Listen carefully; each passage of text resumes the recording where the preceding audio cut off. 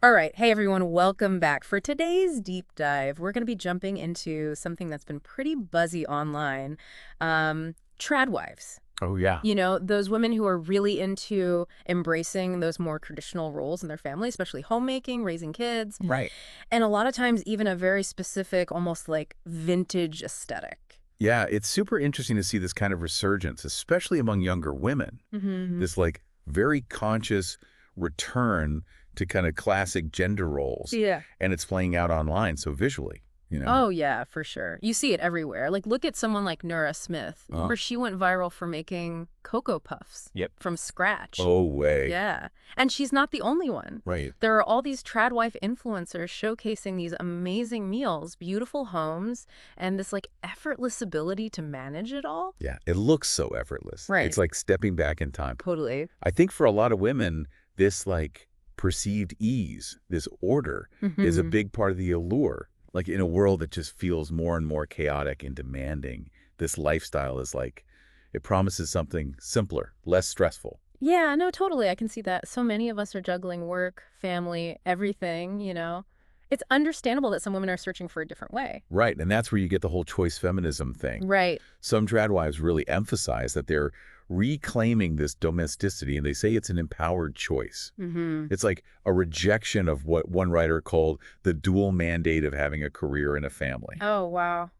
But doesn't that kind of raise another question? Like, Yeah. how much of a choice is it really? I Right. mean, we're still operating within the system that often pushes women towards those exact roles, right? That's where, like, getting that historical context becomes super important. Yeah. Because the whole idea that the 1950s nuclear family, the one so many tradwives point to, was this, like, timeless natural structure. Just not true. Oh, really? So you're saying it wasn't as traditional as it seemed? Not in the way it's often shown. Oh, That specific family structure was heavily influenced by government policies and the post-war push to remove women from the workforce. interesting. And our research actually shows that this ideal was really only attainable for white families, which makes that idea of it being this universal norm even more complicated. So it's kind of a manufactured ideal then, just a snapshot of a very specific time. Yeah, exactly. And even for the people it was designed for, it didn't always live up to the hype. One influencer in the Washington Post, Bella Greenlee, actually tried to live the tradwife lifestyle, but guess what? She said she ended up feeling totally trapped and overwhelmed by the lack of anything else and no financial independence. Wow. So even within that seemingly perfect world, there were still those cracks. Yeah. It's not just a simple swap of roles, is it? No. And honestly, that's where things start to get a bit darker. This ease that's all over tradwife content. It often hides some real risks. Studies have linked financial dependence in these kinds of relationships to higher rates of mental health problems and even the possibility of abuse. That is a pretty dark thought. It's almost like this picture-perfect image is masking a much more difficult reality. Right, and it gets more complicated when you start seeing the connections between tradwifery and some political ideologies, Hmm. especially here in the U.S. People like J.D. Vance have been very loud about promoting this nuclear family idea as a solution to societal issues. But isn't there a kind of contradiction there? I mean, Yeah, they're right. all for this traditional family model, but then they also support policies that could actually make it harder for women to be financially independent. Yeah, that's a really good point. There's definitely a tension there. Yeah. And it makes you question the real motives, right? Yeah. Like, are they actually concerned about families, or is it more about pushing a very specific social agenda? And then it gets even trickier when you bring in religion, particularly Catholicism. Mhm. There's this whole group of Catholic tradwives who are increasingly aligning themselves with far-right politics. It's a trend you can't ignore, for sure. They genuinely believe that their lifestyle is under attack and that this traditional family structure is the basis for a moral society. This actually leads to something that makes me a little uneasy to talk about. Yeah, I think I know where you're going with this. The overlap between the tradwife movement and some white supremacist ideology. Yeah, it is disturbing, but we can't just shy away from it. There's a lot of evidence pointing to this connection. Like, one example is the white baby challenge in some of these Catholic tradwife circles, where they're encouraging white women to have as many kids as possible. Which aligns perfectly with those white nationalist goals of increasing the white population. Exactly. And then you have things that seem innocent at first, like homesteading and this focus on European aesthetics, but these can actually be dog whistles for white nationalist ideas. So it's like a secret language, using imagery to signal to a much darker ideology. Right. And there are real-world examples of this. That deep dive into Ayla Stewart's online presence, that's a pretty scary case study. She started with typical tradwife stuff, Hmm. but slowly went towards outright white nationalist rhetoric. Yeah, I remember that "Remember Who You Are" meme she shared. It Hmm. was all these white women in those European folk costumes. If you don't know her background, it seems harmless, but knowing what we know now, It's pretty chilling. yeah. It shows how this seemingly innocent celebration of tradition can be used to push a very specific and exclusive worldview. It really is unsettling to see how these things that seem harmless can lead to something so much darker. Mm, But it makes you wonder, why are so many women drawn to this whole lifestyle to begin with? right. That's the big question that keeps coming back to me. Like, beyond the pretty pictures and wanting a simpler life, what's really behind this whole resurgence? I think we have to remember that this tradwife trend, even with all the unsettling stuff, is tapping into these wider anxieties about, changes in society, changing gender roles, work. It's reflecting the pressure a lot of us feel, even if we're not into the whole tradwife thing. So it's not just about individual choices then. It's like this bigger cultural moment we're all kind of going through. Yeah, exactly. Think about the disillusionment with some parts of modern feminism.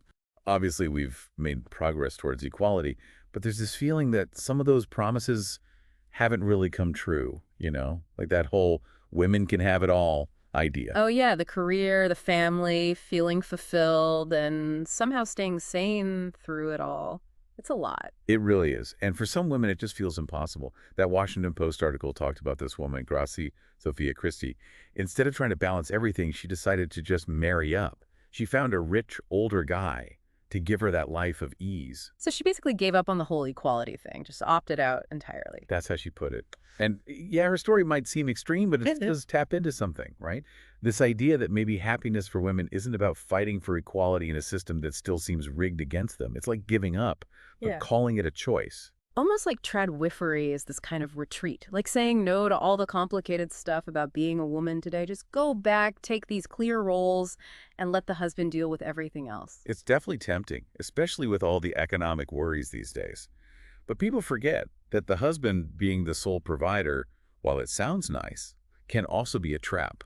It creates this power dynamic where women are dependent financially, and that makes them more vulnerable. Right, because having your own money isn't just about being practical. It's about having control over your life, having choices. Absolutely.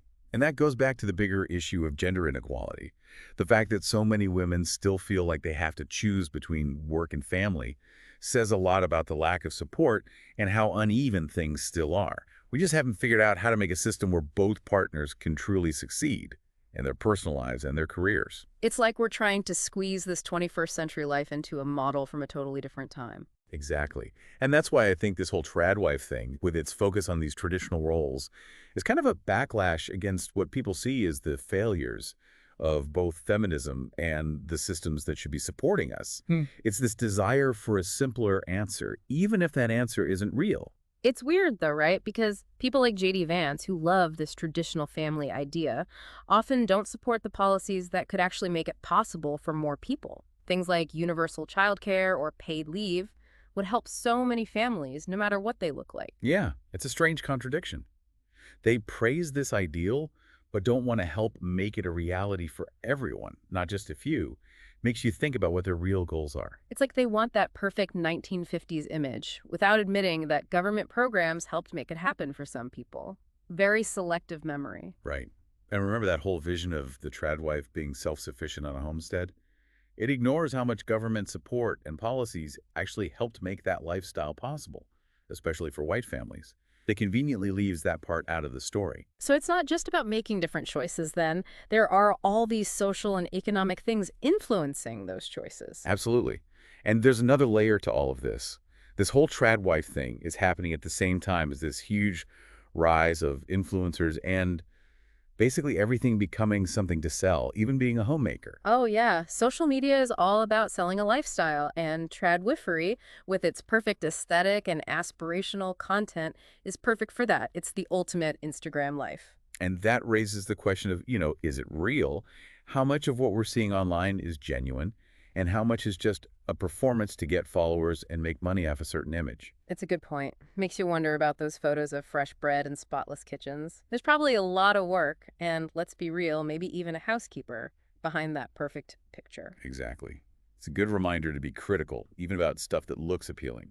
It's easy to get caught up in the beauty of it all and that romanticized version of a simpler life. So, how do we figure this all out as viewers? Is it just a harmless choice, or is there something more going on? I think the important thing is to remember that this, like most cultural trends, is complicated. Yeah. It's not about saying all tradwives are bad, but about understanding why they make these choices, what ideas are shaping their beliefs, and what could happen when you romanticize a way of life that most people can't actually have. And remembering that what we see online isn't always the whole story. Exactly. We need to dig deeper and ask those bigger questions about gender, work, family, and how people are trying to find meaning in a world that's constantly changing. It's easy to get lost in the big societal trends and the political debates and forget that there are real people behind all of this. Yeah, Women with their own stories and reasons for doing what they do. totally. And those individual stories are way more nuanced than what you see online. Oh, for sure. I mean, we've talked about the downsides of this whole tradwife thing, but are there women who are actually happy living this way? What are their experiences really like? I think it's important to acknowledge that, yes, some women do find this fulfilling, but we have to understand that their experiences are all different. They don't all fit into that perfect image. So how do we find those more nuanced stories? How do we get past the curated social media stuff and see the real lives? Well, we can start with women who've actually left this lifestyle, like Tia Levings. Oh, yeah. Her book, A Well-Trained Wife, My Escape from Christian Patriarchy, gives a completely different perspective on what it's really like to be a traditional wife. Yeah, her story is the opposite of those perfect tradwife Instagram posts. She talks about years of abuse in a really strict religious marriage. It's intense and really disturbing, and it shows how dangerous it can be to romanticize traditional roles, especially in some religious groups that put men in charge and tell women to submit. Right. Levings was taught that being a good wife and mother was the only way to be saved, and she went through awful things before she was able to get out. It makes you realize that behind that perfect picture of a happy home, there can be a lot of pain. And it also shows how powerful social isolation can be, which seems to be common in these communities. Exactly. She talks about how her community basically kept her away from the outside world, like anything outside their beliefs was bad and dangerous. Wow. And when you're that isolated, it's so hard to get help or even realize that what's happening to you isn't normal. It creates an echo chamber where those harmful ideas can just grow. It makes you think about those tradwife accounts on Instagram. Are we just seeing a tiny, perfect piece of the real story? What's happening behind the scenes that we don't see? That's a question we should always be asking when we're online, especially with something as personal as relationships and how people choose to live. It's easy to get caught up in the pretty pictures and the romantic stories. But social media is often about pretending, showing a perfect version of yourself to everyone else. And that can be so harmful, especially for women who are already struggling. Seeing these perfect lives online can make you feel like you're not good enough, like you're failing. It's like comparing your messy reality to someone's highlight reel. Exactly. It's like those super organized pantries and perfectly clean kitchens we see all over Instagram. It might be inspiring for some, but for a lot of people, it just adds pressure to keep up this perfect image that's impossible to maintain in real life. Right. We all have our own struggles and messes. Don't let those pictures make you feel bad about yourself. So how do we deal with all of this? How can we think about the tradwife trend in a way that's, smart but also kind? I think the key is to be curious and open to hearing different sides of the story. We need to try to understand why these women are drawn to this, even if we don't agree with them. And remember that there are so many different beliefs and experiences within this community. Not every tradwife is the same, just like any other group of people. Exactly. We should see the people, not just the label. Try to understand their stories and have conversations that are respectful, even when they're tough. We can learn from each other, even when we disagree. Well, we've gone over a lot in this deep dive. Yeah, we have. The history, the politics, the real risks of this tradwife life. Uh-huh. But we've also talked about how important it is to think critically and understand all the different sides. Absolutely. It's not about attacking these women. Right. It's about honestly discussing what leads them to these choices and what might happen because of those choices, both for them and for everyone else. So to wrap things up, I want to leave you with something to think about. Could this tradwife thing be a sign of a bigger problem in our society? Ooh. Like a lack of meaning, a feeling of disconnect, maybe even a loss of faith in the systems that are supposed to be there for us. That's a really interesting thought. Maybe it's this longing for a simpler life with clear rules, even though that life might not be real. It's something to think about as we all try to figure out this complicated world we live in.